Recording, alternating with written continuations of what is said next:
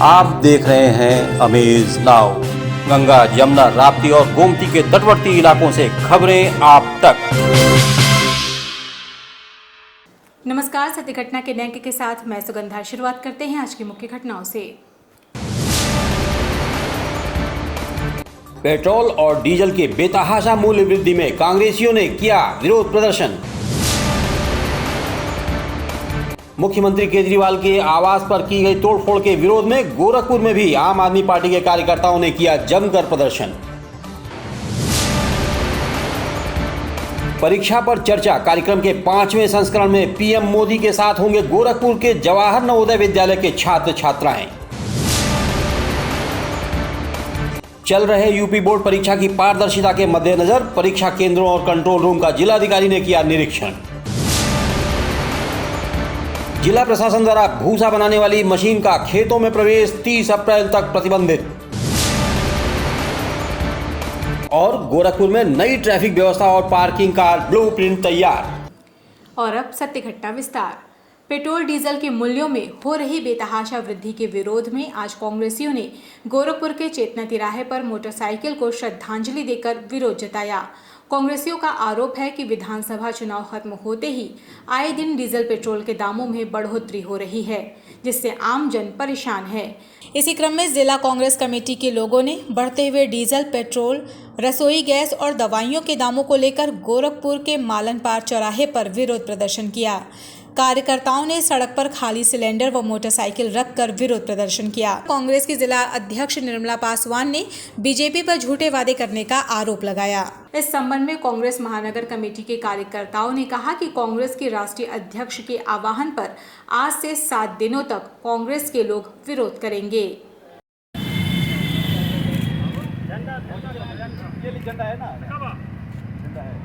Congress party जिंदाबाद, प्रियंका गांधी जिंदाबाद। जो है राष्ट्रीय अध्यक्ष श्रीमती सोनिया गांधी का जो आदेश था कि बढ़ती हुई गैस और पेट्रोल डीजल के दामों के खिलाफ जो है हम लोग का धरना आज से शुरू हुआ है। और आज तो सांकेतिक धरना था और ये अनवरत 1 हफ्ता चलेगा, 1 से 7 तारीख तक चलेगा। पेट्रोल डीजल और गैस। क्या नाम है आपका? प्रमोद निषाद, महानगर कांग्रेस कमेटी महासचिव। दिल्ली के मुख्यमंत्री अरविंद केजरीवाल के आवास पर की गई तोड़फोड़ के विरोध में आज गोरखपुर में भी आम आदमी पार्टी के कार्यकर्ताओं ने प्रदर्शन किया। शास्त्री चौक पर प्रदर्शन कर रहे आम आदमी पार्टी के कार्यकर्ताओं का कहना है कि बीजेपी युवा मोर्चा के कार्यकर्ताओं ने जिस तरह से ये कृत्य किया है वो निंदनीय है। इस संबंध में पार्टी के जिला अध्यक्ष हरेंद्र यादव ने कहा कि दोषियों पर सख्त कार्रवाई होनी चाहिए।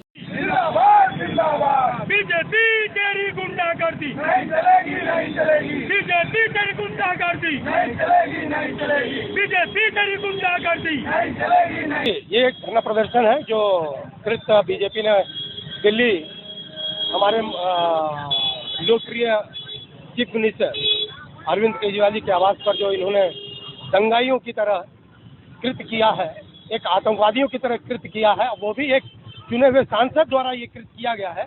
एक बहुत ही शर्मनाक घटना के इन्होंने अंजाम दिया है। तो हमारी मांग है कि तुरंत ये अपने पद से इस्तीफा दे। गोरखपुर के बेतिहाता इलाके में स्थित गंगोत्री देवी महाविद्यालय में एनएसएस द्वारा चलाए जा रहे 7 दिवसीय शिविर का आज समापन हो गया। इस मौके पर एनएसएस की छात्राओं द्वारा सांस्कृतिक कार्यक्रमों के आयोजन किया गया। इस संबंध में विद्यालय की प्राचार्य डॉक्टर पूनम शुक्ला ने कहा कि छात्राओं द्वारा अलग अलग दिनों में अलग अलग कार्यक्रमों का आयोजन किया जाता है।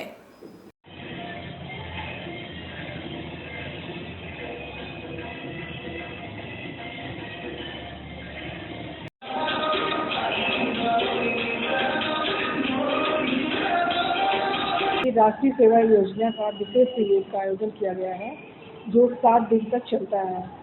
इस शिविर में जो बच्चे हैं, हमारे वहाँ 2 यूनिट है एनएसएस का, जिसमें 200 बच्चों की संख्या होती है। और ये बच्चे विभिन्न प्रकार के कार्यक्रम 7 दिन तक सुबह 8 बजे से लेकर के शाम 5 बजे तक रहते हैं और कई तरह के क्रिएटिव कार्य करते हैं।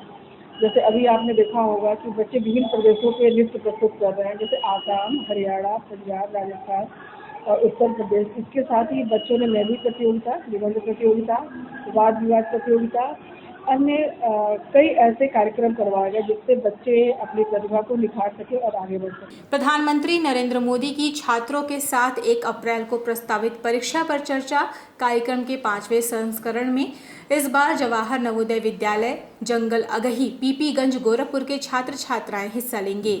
विद्यालय के प्राचार्य सुरेश चंद्र एवं उप प्राचार्य डॉक्टर सुमेधा पांडे ने बताया कि प्रधानमंत्री नरेंद्र मोदी 1 अप्रैल को दिल्ली स्थित लाल कटोरा स्टेडियम में परीक्षा पर चर्चा कार्यक्रम के 5वें संस्करण में छात्रों, शिक्षकों और अभिभावकों से संवाद करेंगे।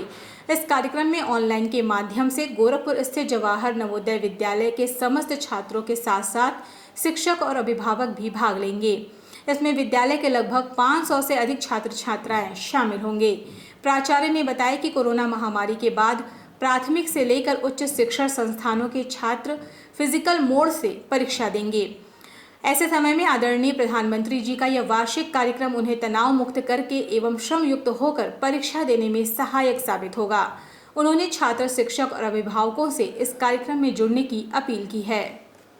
ICT, physics lab, bio lab, अगर बच्चे इसके बाद भी कुछ बच्चों को असुविधा है या कुछ बच्चे ज्यादा होते हैं, बैठने की जगह अगर कम। खत्री महिला कल्याण समिति द्वारा गोरखपुर के सिविल लाइन इलाके में स्थित एक होटल में इंस्टॉलेशन मीटिंग का आयोजन किया गया। कार्यक्रम का उद्घाटन दीप प्रज्वलन कर किया गया। कार्यक्रम के दौरान पुरानी कार्यकारिणी द्वारा पिछले वर्ष का लेखा जोखा प्रस्तुत किया गया, साथ ही नई टीम को पदग्रहण भी कराया गया।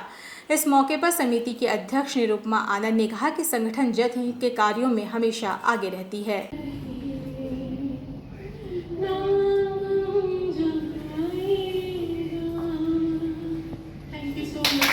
हाँ, शपथ ग्रहण, नए सत्र का शपथ ग्रहण समारोह था।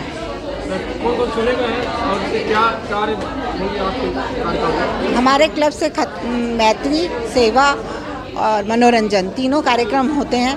हम साल भर का लेखा जोखा लेते हैं। इसमें हम मैत्री में दूसरे क्लब्स के साथ मिलकर प्रोग्राम करते हैं। सेवा में हम जिनकी मदद करनी होती है उनकी मदद करते हैं, छबील का आयोजन करते हैं, और मनोरंजन में हम अपने क्लब के साथियों के साथ मनोरंजन करते हैं।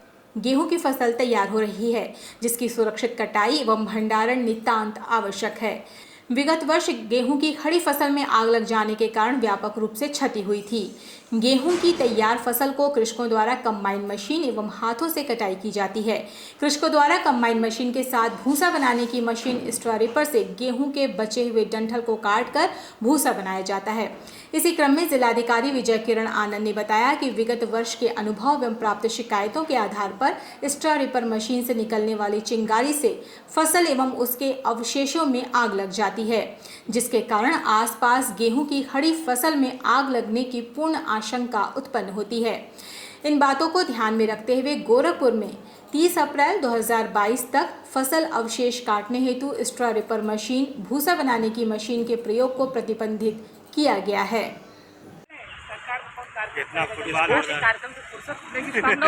रंगोली बनाने फुर्सत मिले तब तो। अब बताइए, जैसे पिछले सालों के अनुभव से जो फायर की घटनाएं, आगजनी की घटनाएं होती थी, इसके लिए गत वर्ष के भांति ही इस बार भी रीपर मशीन से जो कटाई होती थी उसके लिए प्रतिबंधित किया गया है और उसके लिए आदेश किया गया और उसका अनुश्रवण हमारे ग्राम स्तरीय कर्मचारीगण, लेखपाल, सेक्रेटरीज के माध्यम से सुनिश्चित किया जाएगा।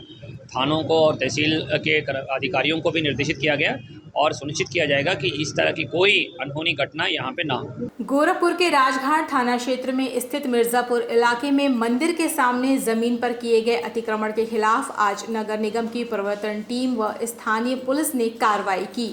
बताया जा रहा है कि मंदिर के पास सड़क पर दबंगों ने जबरदस्ती मिट्टी गिराकर उसे ऊंचा करके यहां बाउंड्री करा रखी थी, जिसकी शिकायत स्थानीय लोगों ने प्रशासन से की, जिसको संज्ञान में लेते हुए आज ये कार्रवाई की गई।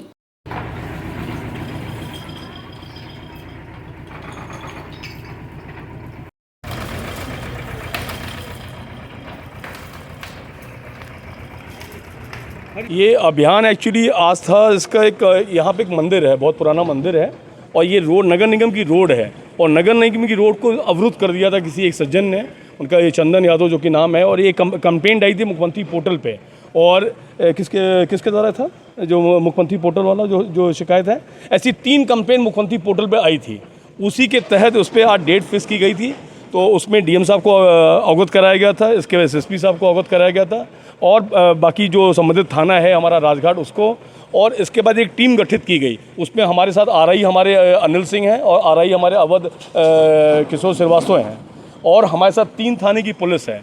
उसमें तिवारीपुर थाने से पुलिस मतलब एसआई साहब हैं और एसआई साहब आए हैं कांस्टेबल और 2 महिला कांस्टेबल। इसके बाद कोतवाली से एसआई साहब आए हैं।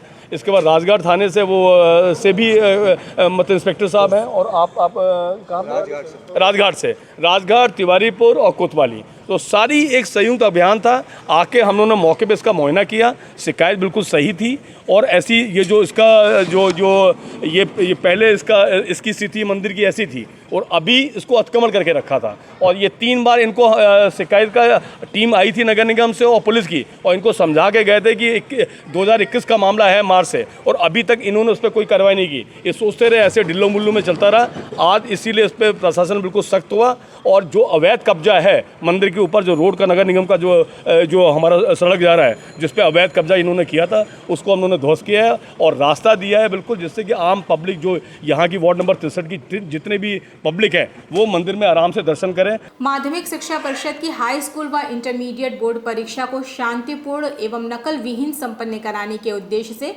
जिलाधिकारी विजय किरण आनंद व वरिष्ठ पुलिस अधीक्षक विपिन टाणा ने परीक्षा की व्यवस्थाओं को लेकर आज दिन गुरुवार को Saint Andrews inter college, Saint Joseph inter college, Mahatma Gandhi inter college में हो रहे संचालित परीक्षा का भ्रमण कर जायजा लिया। जिलाधिकारी ने इन विद्यालयों में सीसीटीवी कैमरा कक्ष तथा प्रश्न पत्र एवं उत्तर पुस्तिकाओं के डबल लॉक को देखा। उन्होंने संबंधित प्राचार्यों को निर्देश दिया कि परीक्षा को शुचितापूर्ण संपन्न कराना है। इसको देखते हुए सीसीटीवी कैमरे पूर्णतः संचालित रहें, इसमें किसी भी प्रकार की लापरवाही नहीं चाहिए।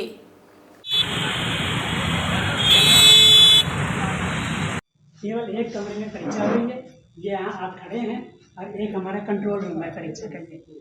ये 3 कमरे।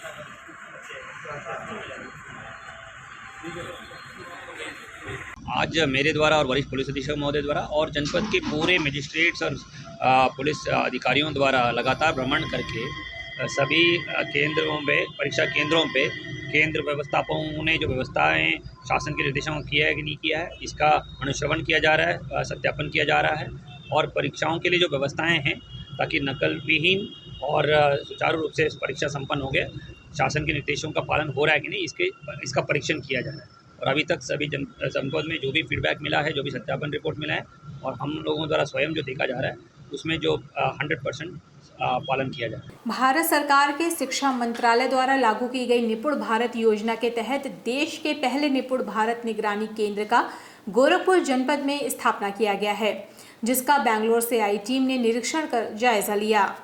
आपको बता दें कि विकास भवन में बनाए गए इस केंद्र से बेसिक शिक्षा में बड़ा बदलाव आएगा और परिषदीय स्कूलों में पढ़ने वाले बच्चों की नियमित रूप से वास्तविक समय में निगरानी हो सकेगी।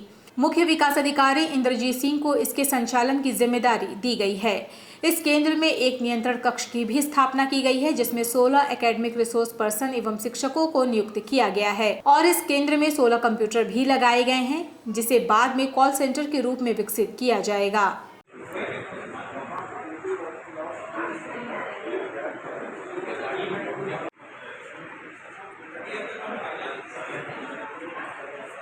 निपुण भारत सेंटर के द्वारा जो हम लोग 1 अप्रैल से पूरे परिषदीय विद्यालयों पे लर्निंग आउटकम को लेके जो मॉनिटरिंग का स्टार्ट कर रहे हैं, उसको लेके आज टेक्निकल टीम बेंगलोर से आई थी। टेक्नोसिस और अदर जो दीक्षा ऐप जिन्होंने बनाई है, इस टीम के साथ जो पिछले 3 महीने का अनुभव है वो शेयर किया गया और जो इसमें चैलेंजेस आए हैं उनको बताया गया। इसको इम्प्रूव करते हुए अगले हफ्ते से नेक्स्ट फाइनेंशियल ईयर से हम लोग हर परिषदीय स्कूल में हर बच्चे के लर्निंग आउटकम की मॉनिटरिंग स्टार्ट करेंगे। इसके साथ साथ जो विकास भवन के द्वारा मनरेगा, NRLM और अन्य स्कीमें चल रही है पंचायती राज की, और उसमें हम लोग उसकी मॉनिटरिंग भी इसी कंट्रोल रूम से शुरू कर रहे हैं, जिसमें सचिव की अटेंडेंस, सचिव अपने रोस्टर के हिसाब से पंचायत भवन में बैठ रहे हैं कि नहीं बैठ रहे हैं, रोजगार सेवक द्वारा, महिला मेटो द्वारा वर्क साइट पर मनरेगा पे काम कब शुरू किया जा रहा है उसकी मॉनिटरिंग, और जो बाकी स्कीमें डेवलपमेंट की विकास भवन से चलती हैं या विकास से मॉनिटर की जाती है उसको किया जाए। शहर की यातायात व्यवस्था जल्द ही बदली नजर आएगी। जिला प्रशासन ने इसका खाका तैयार कर लिया है। जल्द ही बदलाव देखने को मिलेगा। आज दिन गुरुवार की बैठक में लिए गए निर्णय के तहत कार्रवाई पुलिस व प्रशासन की संयुक्त टीम ने शुरू कर दी। शहर में हर दिन मुख्य मार्ग से लेकर गलियों में भी जाम की समस्या रहती है। जाम से निजात दिलाने के लिए कमिश्नरी के सभागार में एडीजी जोन अखिल कुमार, मंडलायुक्त रवि कुमार, एनजी जिलाधिकारी विजय किरण आनंद, आरटीओ अनीता सिंह की संयुक्त बैठक हुई, जिसमें यातायात व पार्किंग की व्यवस्था को बेहतर करने के लिए कई तरह के बदलाव करने का निर्णय लिया गया है। अमेज नाउ से बात करते हुए जिलाधिकारी ने बताया कि यातायात व्यवस्था को और सुदृढ़ सुगम बनाने के लिए हम प्रयासरत हैं ताकि लोगों को अच्छी सुविधा मिल सके।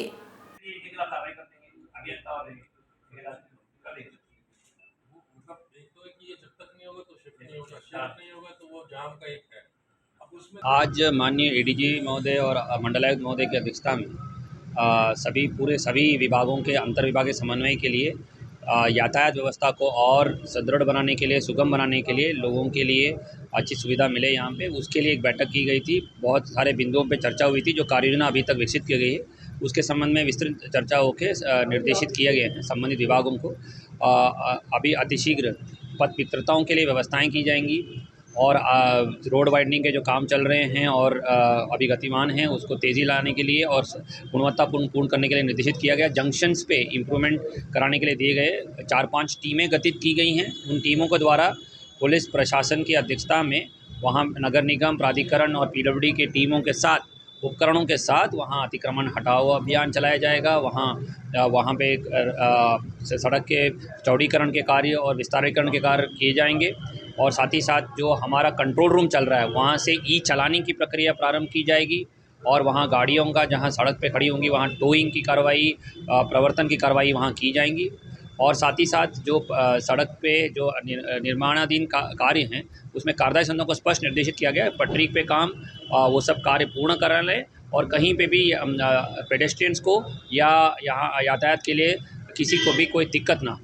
कोरोना महामारी के कारण अनाथ हुए बच्चों के लिए माता पिता के अपूर्णीय क्षति की भरपाई करना शायद संभव ना हो, लेकिन कोरोना में अपने माता पिता को खो चुके बच्चों के उज्जवल भविष्य के लिए 4 काउंसलिंग के माध्यम से स्कूल कॉलेजों में बेहतरीन शिक्षा उपलब्ध कराने के उद्देश्य से जिलाधिकारी विजय किरण आनंद ने कहा कि कौशल विकास योजना के अंतर्गत छात्र छात्राओं को बेहतर शिक्षा दीक्षा देने के लिए हम प्रयत्नशील हैं। संबंधित विभाग के अधिकारियों और कर्मचारी को निर्देशित किया गया है कि कोविड से मृत हुए अभिभावकों के बच्चों को बेहतर शिक्षा दीक्षा देने के लिए अधिकारीगण तत्पर रहें।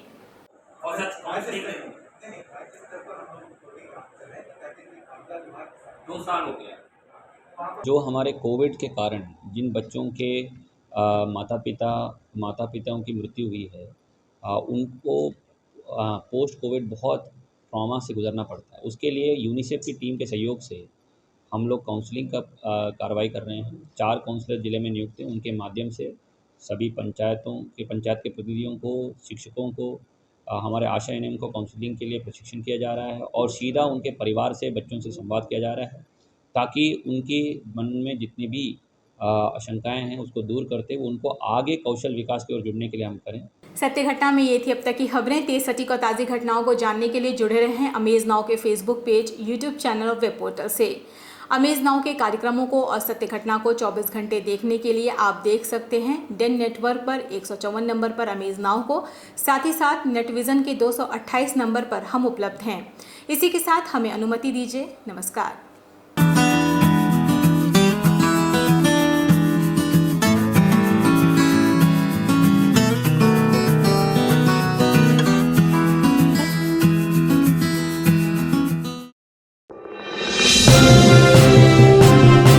आप देख रहे हैं अमेज नाउ।